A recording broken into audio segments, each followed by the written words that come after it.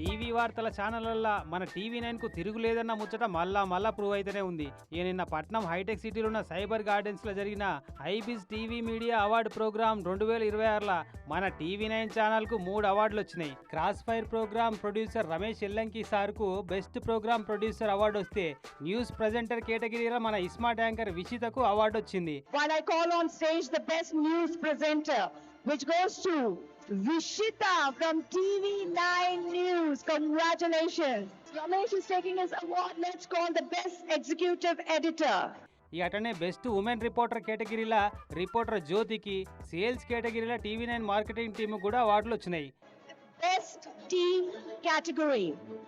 And our first award is for the best sales team in linear and in digital. And the award goes to Team TV9 Network. Telangana మంత్రి Sridhar Babu sir చేతుల మీదంగా మనోళ్ళంతా అవార్డులు అందుకున్నారు ఇట్లా.